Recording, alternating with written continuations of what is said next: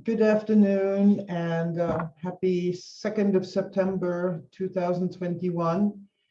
Welcome to the bi-weekly update on the state of COVID in Nevada County. And we need numbers, we need facts, we need graphs. So Ryan, you're it. All right, Pascal, thank you for having us. My name is Ryan Gruver. I'm the county's Health and Human Services Director. I think I'll start off by sharing a bit of information about the Delta variant. As everybody knows, we're in the midst of a large surge, not just here, but in other parts of the country and the state. And that's being largely attributed to the Delta variant. The state shared the most recent information they shared was that around 98% of the samples that they were receiving genetic sequencing on were from the Delta variant. So it is predominant. Sometimes we get questions about how do I know if I get a test, whether it was Delta or how many of the tests that are coming in are Delta. That's not something that's determined through a PCR test or through the antigen test. It's something that's determined through genetic sequencing. That's done asymmetrically throughout the state. It's something that takes time. Of the results that we've received in recent weeks, 100% of them have been the Delta variant. So it is not just dominant. It's the pervasive strain that's out there. For a strain to take hold, it has to be able to better compete with the previous strains. And so it's more transmissible, and that's led to a lot of what we've seen. And just to put some graphics behind the situation we have with cases, I think I'll share the chart that I've shared in previous weeks, which shows our cases going back to around this time last year. So we were around 30 cases per week in August of 2020. We saw an increase through the fall where we peaked at nearly 400 cases in early December, and then we saw a decline with the vaccinations down to the point where we got as low as 26 cases in the week of June 11th before the state did the reopening of the state and removed the blueprint for a safer economy, which happened at around the same time that the Delta variant began to take hold, again, more transmissible, and led to what we're seeing now, a drastic uptick in cases where we went up to 128, 214, and then we had 3 consecutive weeks that were our largest COVID weeks throughout the pandemic. So we were well above 400. Last week, we were down somewhat at 359. I think there was some hope. Are we seeing the beginning of a downslope? And then we had quite a few cases in the first couple of days this week. I think we were at 320 or 319 cases on Monday and Tuesday. Yesterday, there were slightly fewer cases, there were a lot fewer cases, 9 cases. And I want to make clear that that was due to a data transmittal error, and that I think there were actually more cases that we'll be seeing come to our dashboard in future days. Another thing that we've seen, and I think it touches on some of what we'll be talking about later, is an uptick in cases among children 0 to 17. So if you keep track of the cases by age range and sort of do the math there, you will have seen a much larger percentage of our cases are among a younger age group. Hospitalizations trail an uptick in cases, and a couple of weeks ago we hit a record in terms of our hospitalizations in Western County.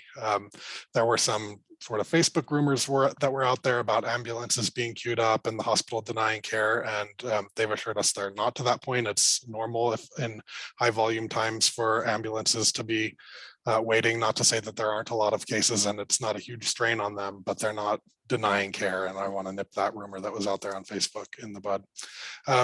Deaths tragically trail hospitalization. So we have cases, then a couple of weeks later, hospitalizations, a couple of weeks later is when we start to see deaths. And we've definitely been adding more and more of them to the dashboard. And tragically, 10 deaths were added in the month of August.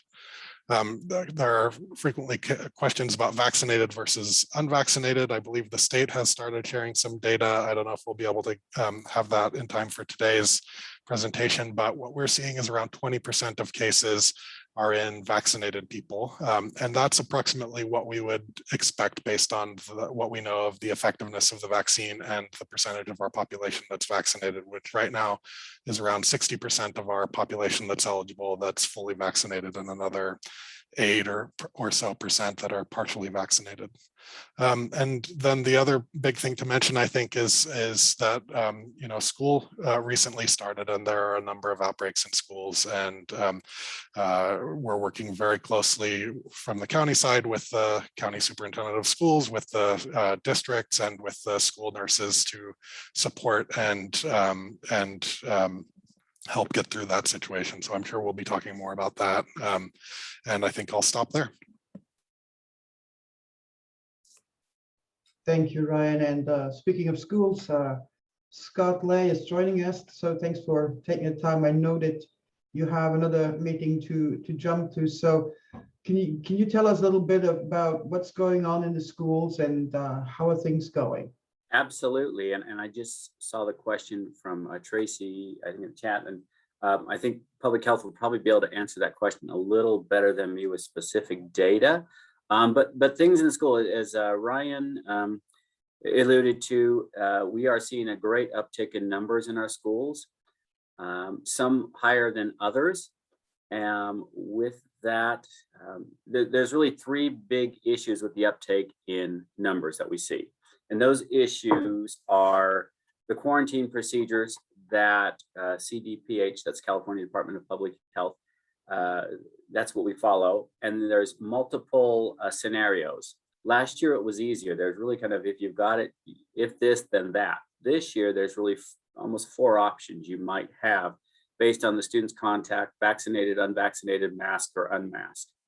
And so that creates time to follow through those, and students then are placed on quarantines of potentially different times, or they're on kind of a watch list to make sure that we don't see any symptoms. The second issue schools right now are facing are the lack of rapid tests from the state. And I want to make sure it's the state. This is not our local public health department. This is the things we're trying to get from the state. The company that was going to give us all those tests sent us an email last week saying they are 6 to 8 weeks behind. We've reached out to other companies. Those are anywhere from 2 to 3 weeks, we're hearing, before they're even going to start shipping us those rapid tests. The rapid tests are necessary for the quarantine procedures and bringing students back sooner rather than later. So that's a key. The third issue schools are facing right now is a shortage in labor.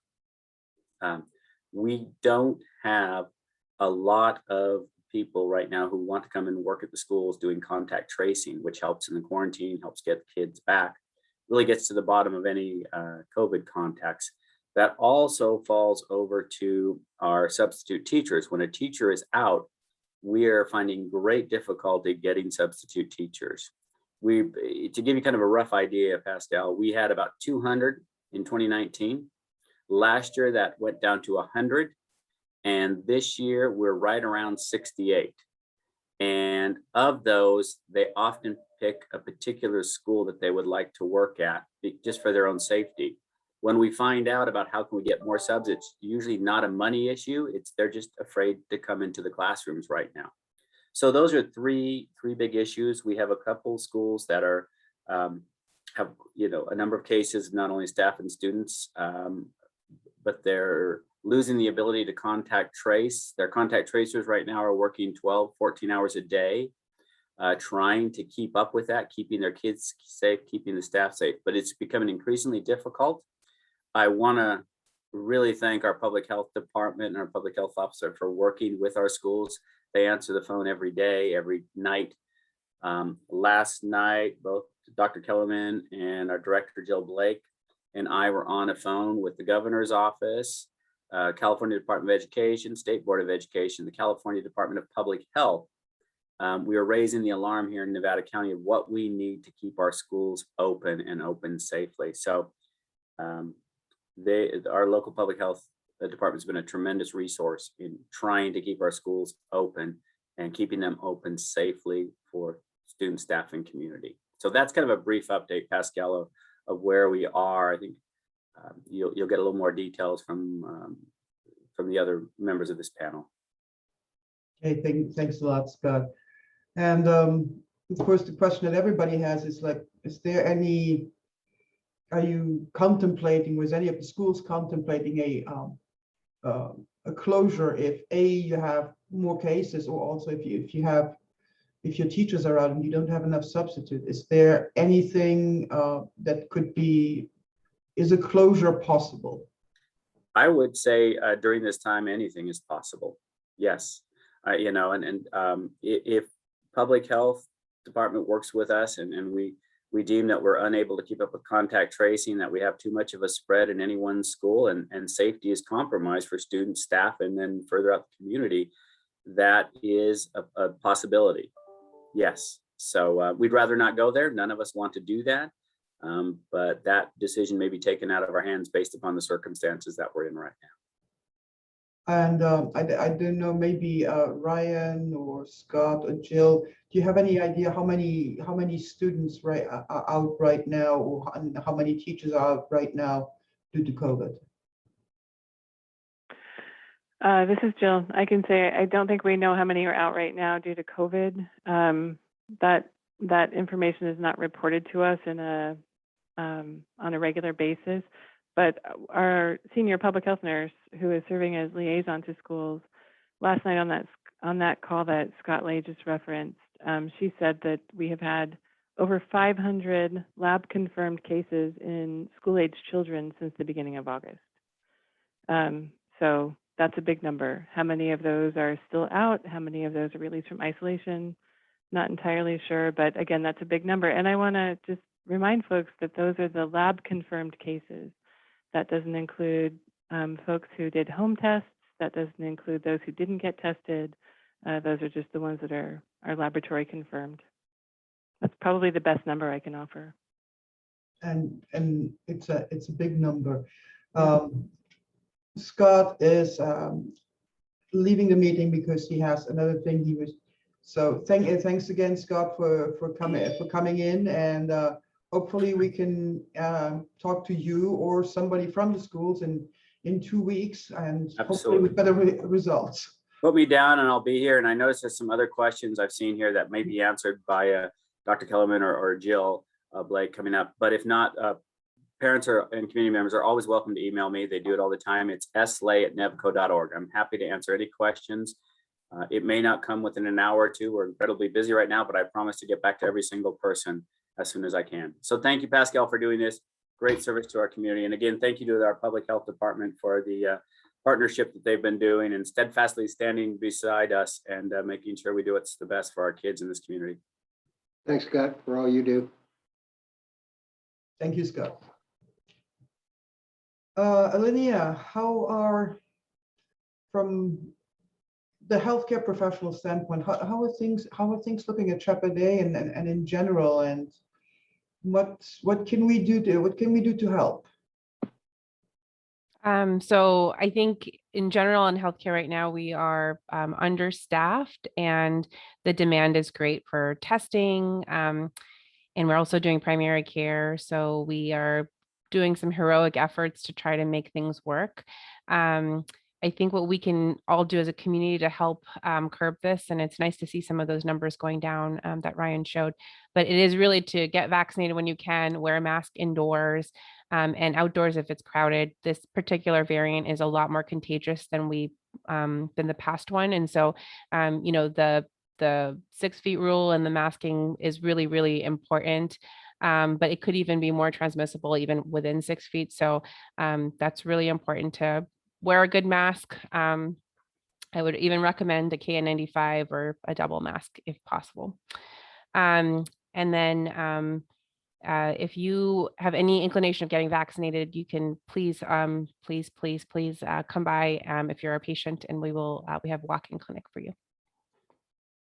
The one thing I also wanted to add for a general thing was that if you do get vaccinated, you are less likely to get hospitalized. So Dr. Nathan Clayton kind of shares these numbers with us weekly. And August 31st, there were 18 patients who were hospitalized with COVID. Only one of them was 18 were unvaccinated. One was vaccinated, with a total of 19 that were in the hospital on August 31st. So it really does prevent hospitalizations and deaths.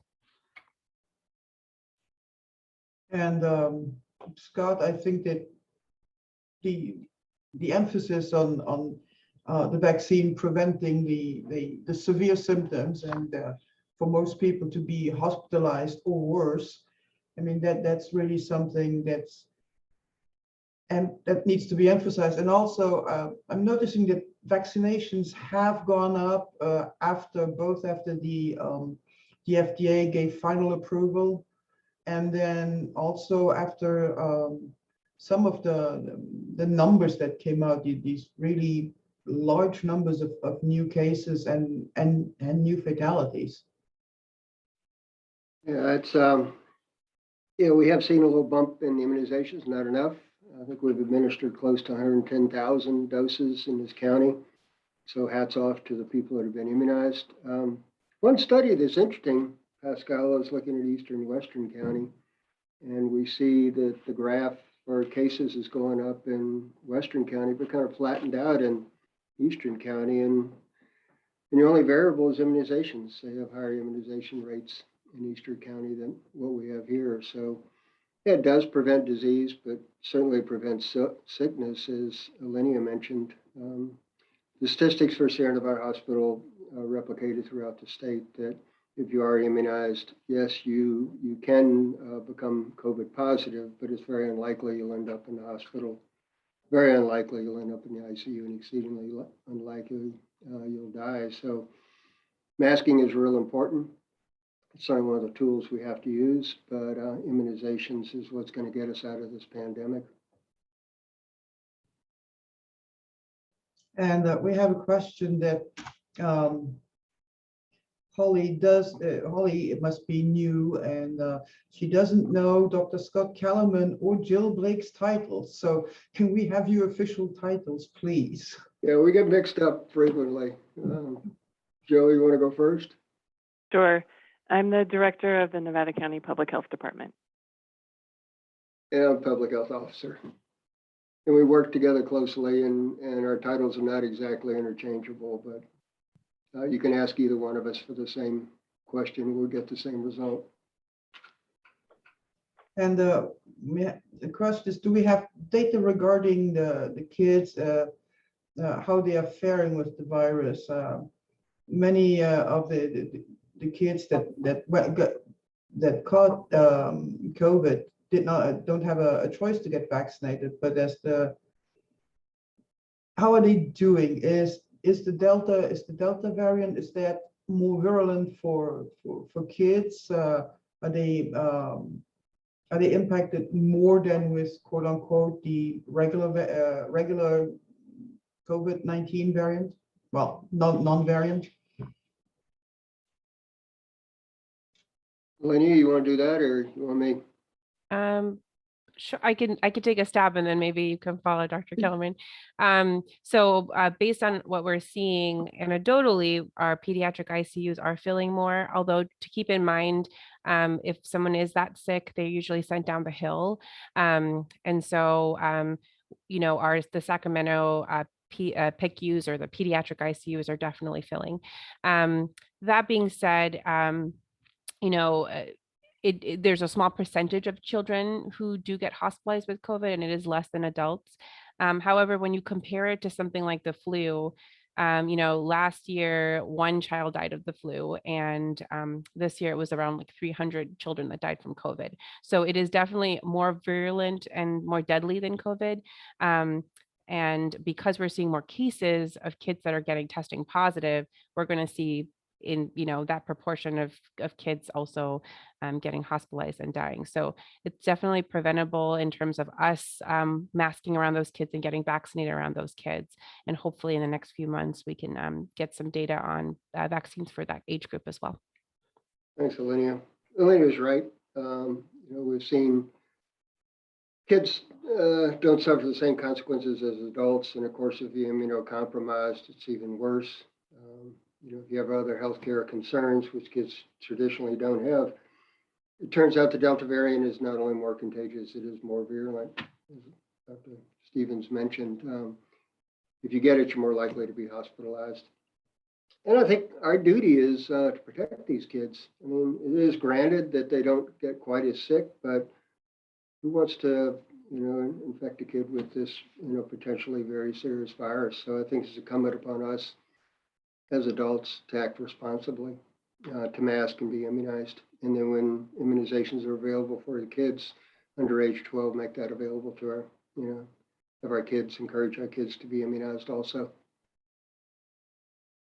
And Brian, you raised your hand, so you want to add something there?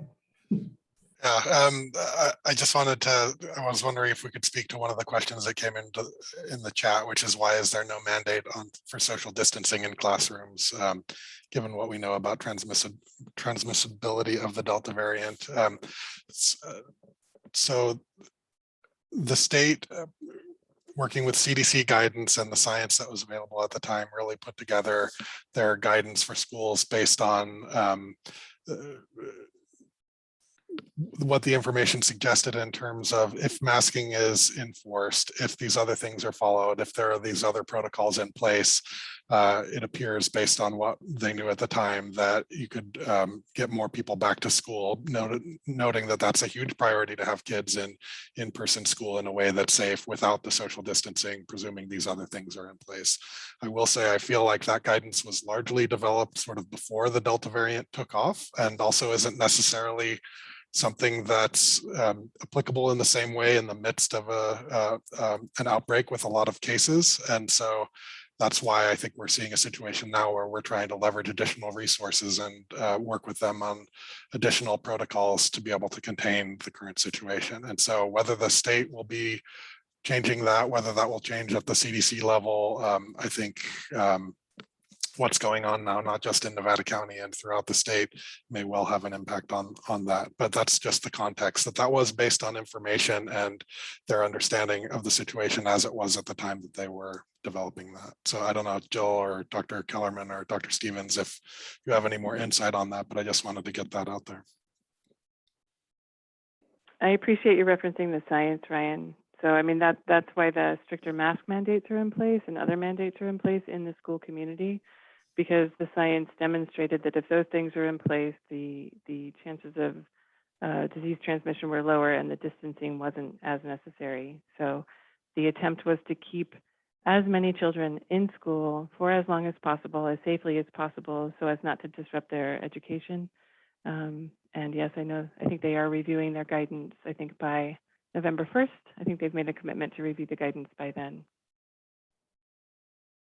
Certainly, Scott Lave made a reference to it when he was saying that, the quarantine parameters are somewhat complicated. Immunized, if you're exposed and you're immunized, and if both kids are wearing a mask, then the parameters are different for quarantining.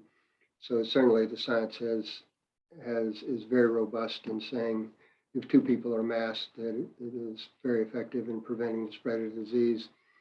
And what Ryan mentioned about the distancing, certainly that was those studies were undertaken in previous variants, and a 3-foot distance seemed to be at that time compatible with preventing the spread of the infection if everybody was masked. And switching from kids to the a little more the 20 to 40-year-olds, young adults that are fully 20 to 40-year-olds that are fully vaccinated. Is there still a chance to, can they still catch COVID and more importantly the Delta variant? I'm going to share our data and then hand it over to one of the doctors, but there is no vaccine that is 100% effective. So yes, a fully vaccinated person could contract COVID-19. I think Ryan mentioned earlier that about 20% of our new cases reported here in Nevada County are in fully vaccinated people. But I will reference what Dr. Stevens said earlier, which is that if you are fully vaccinated, your chances of being seriously ill or hospitalized are greatly diminished.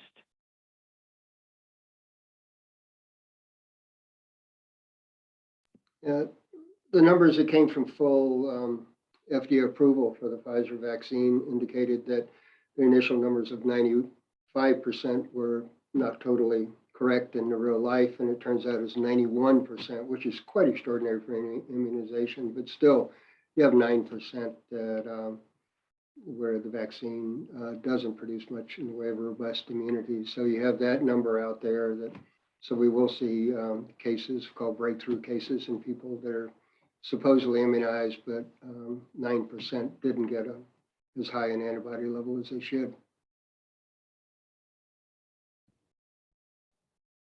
And I believe that the question was already answered, that you don't have a daily or weekly breakdown of detail on ages for kids 0 to 17, so 0 to 4, 5 to 12, 12 to 17.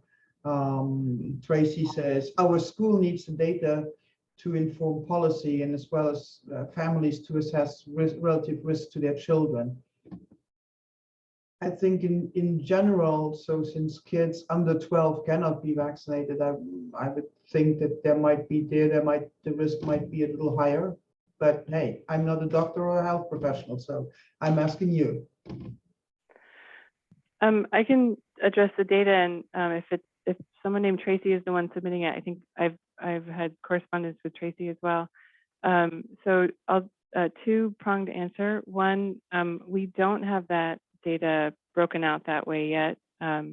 Just today, we're bringing on somebody who is going to be working with our epidemiologist, and hopefully we'll be able to meet more of the community's requests for data broken out. So the schools also asked for that data from us. So lab confirmed cases, how many are in those age groups? So I think within the next week or two, we'll be able to share that information both with schools and school communities. And then the other conversation I've been having with schools is asking them to post the number of confirmed cases within their school location. And we've seen a few models in other school districts and other parts of the county even where that is happening on a regular basis. So yeah, they're striving towards that as well. But currently, we don't have that data broken out. And just to be clear, it's one of the few things where there is no mandate to actually provide the data, but I know that everybody wants more data and wants it as granular as possible. At some point, of course, we'll run up against also, well, medical privacy, because some providers cannot say if they have one patient that say, oh, 3 years old, and then they say there is one patient that's 3 years old that has been infected, that would kind of sort of identify that patient. And so it's very, there's the line, but again, thanks for working on that. And yes, we are of course all happy to get more data. And just looking at the past week or so, the 0 to 17 group is the one with the most new cases every single day. If my Excel spreadsheet is correct. So it seems that, of course, with school has started. And then the bump from on Monday and Tuesday, is that the bump from a large outdoor event?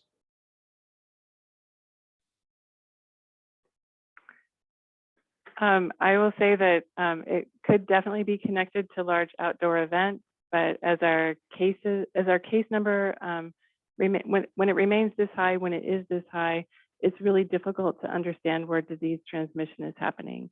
I know we've talked about this before, that contact tracing, case investigation and contact tracing, which is what public health staff engage in, it's mostly a forward movement, and it's an effort to contain the spread of disease. So we're really trying to identify contacts and trying to prevent the further spread of disease. There is bidirectional contact tracing where you're looking backwards as well, trying to determine where the disease transmission occurred. And we simply aren't able to engage in that practice right now. We do have people who self-report to us where they believe they contracted it, or if they were exposed to somebody who had COVID-19, then again, people are able to trace that back and share that information with us. So I will say, Pascal, that a few parents have said to us that their children, they think they were exposed at a large outdoor event, but we don't have any evidence or confirmatory data to back that up. But I will say this, just be assured, it is widespread. COVID-19 is widespread in this community right now. The virus is widespread in this community right now. There is no environment that is 100% safe. So please take the protections that you need to take to protect both yourself and those you are spending time with and those you love and live with. And here's a question about we're 2 minutes over time, but okay, one more final question. Are KN94 masks, which are more readily available, as good as the N95 or the KN95 mask, and should people wear those masks instead of cloth masks?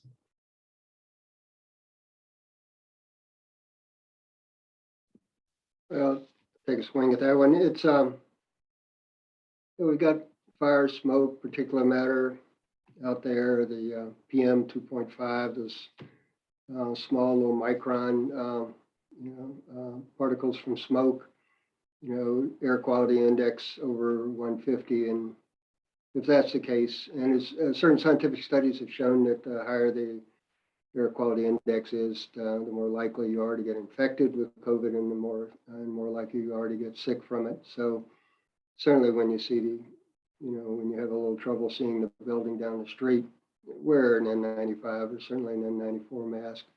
It's better than a cloth mask, and it protects against both.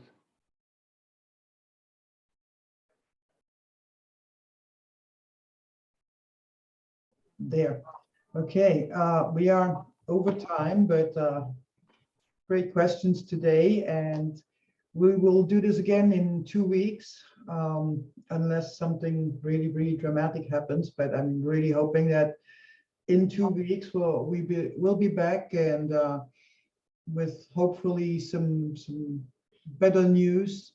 Until then, please, everybody, be safe, wear your mask, keep your distance, and if you're considering getting the vaccine and you have questions, talk to your physicians, talk to your family, your friends, because there are a lot of people who've gotten the vaccine and who are really grateful that they gotten the vaccine. I know I'm one of them. And so just, and let's all try and be kind to each other, because these are pretty grim times. And when people start sending emails because they appreciate humor in happening now, when there's a wreck on the freeway, we all need to remember laughing sometimes. It's also a non-pharmaceutical intervention.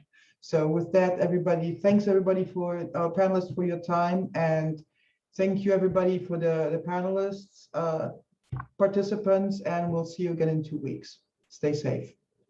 Thanks. God bless.